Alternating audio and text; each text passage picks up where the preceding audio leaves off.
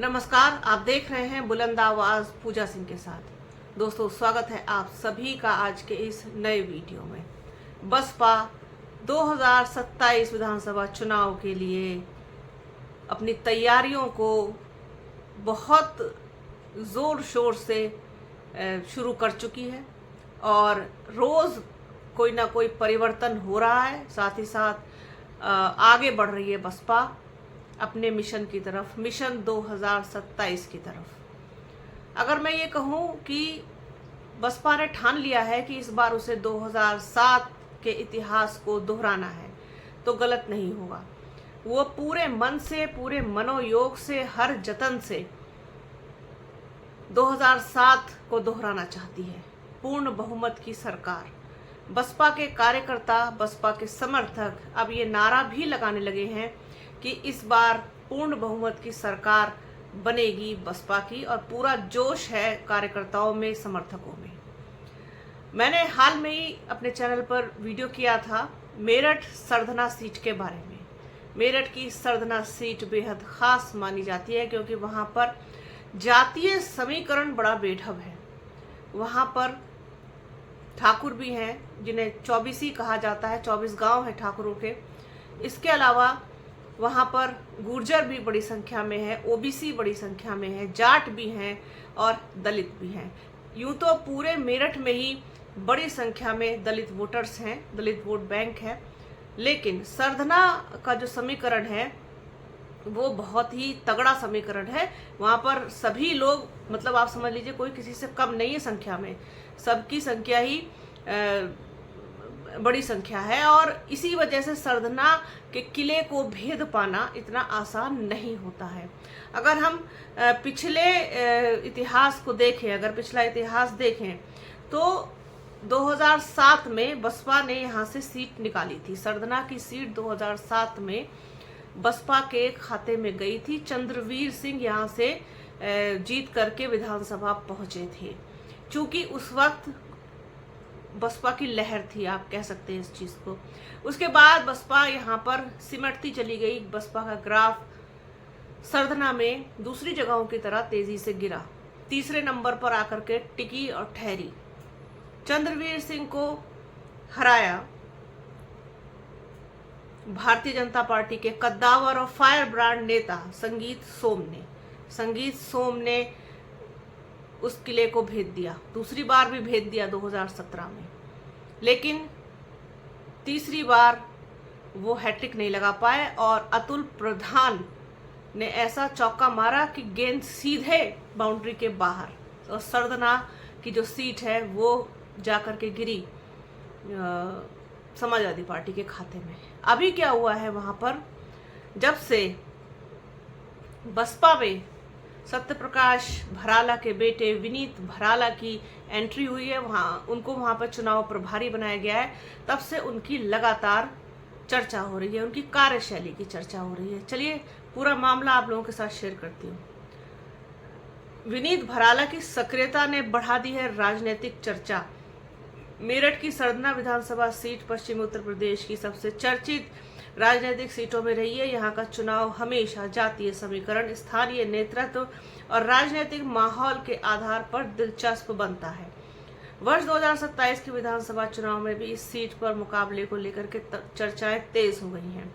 सरधना विधानसभा प्रभारी बनाए जाने के बाद विनीत भराला लगातार गांव-गांव कार्यकर्ता सम्मेलन कर रहे हैं। रविवार को भराला गांव में आयोजित कार्यकर्ता परिचय सम्मेलन में बड़ी संख्या में बसपा कार्यकर्ता पहुंचे। सम्मेलन में कार्यकर्ताओं ने वर्ष 2027 में बसपा की सरकार बनाने और सरधना सीट जीतने का दावा किया। विनीत भराला ने भी कार्यकर्ताओं का आभार जताते हुए संगठन को बूथ स्तर तक मजबूत करने का आह्वान किया। 2007 में बसपा ने रचा था इतिहास। सरधना विधानसभा की वर्ष 2007 की चुनाव बसपा के लिए ऐतिहासिक रहा।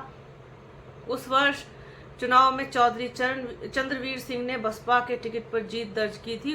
उन्होंने राष्ट्रीय लोकदल की उम्मीदवार तबस्सुम बेगम को 9000 से ज्यादा मतों से हराया था। उस समय पूरे प्रदेश में बसपा सुप्रीमो मायावती के नेतृत्व में बसपा की पूर्ण बहुमत की सरकार बनी थी और सामाजिक इंजीनियरिंग का प्रयोग सफल माना गया था।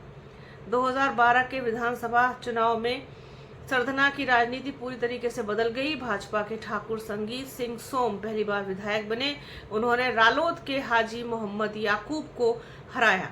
प्रदेश में समाजवादी पार्टी की सरकार बनी, लेकिन सरधना सीट भाजपा के खाते में गई। 2017 में भाजपा की प्रचंड लहर के बीच संगीत सोम ने दूसरी बार जीत दर्ज की। समाजवादी पार्टी के अतुल प्रधान दूसरे स्थान पर रहे, जबकि बसपा के हाफिज इमरान याकूब तीसरे स्थान पर। इससे साफ हुआ कि 2007 की तुलना में सरधना में बसपा का जनाधार काफी कमजोर पड़ा। 2022 में फिर भाजपा का किला टूटा। 2022 में समाजवादी पार्टी के अतुल प्रधान ने भाजपा के 2 बार के विधायक ठाकुर संगीत सिंह सोम को हराकर बड़ा राजनीतिक उलटफेर किया। बसपा उम्मीदवार संजीव धामा तीसरे स्थान पर रहे। उन्हें लगभग 18,000 वोट मिले।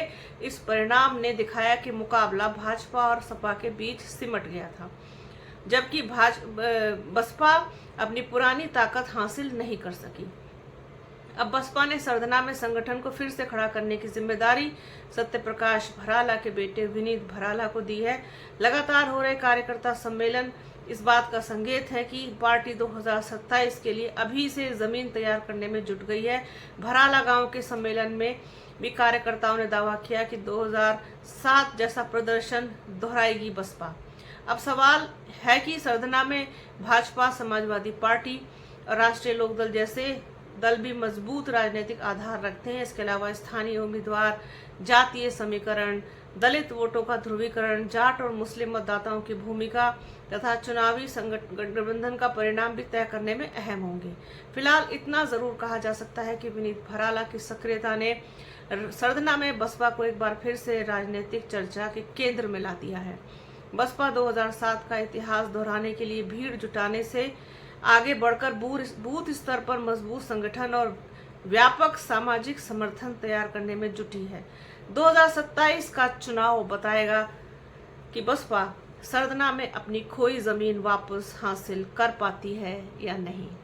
ये तो वाकई में वक्त ही बताएगा कि क्या होगा बसपा का, क्या होगा समाजवादी पार्टी का और क्या होगा भारतीय जनता पार्टी का। कोशिश करना काम है, कोशिशें लगातार जारी हैं, लेकिन इतना तो तय है कि राजनीति के गलियारों में विनीत भराला की चर्चाएं अब काफी तेज हो गई हैं। उन्होंने बसपा को मेरठ की राजनीति में तो केंद्र में लाकर के खड़ा कर ही दिया है, इसमें कोई दो राय नहीं है।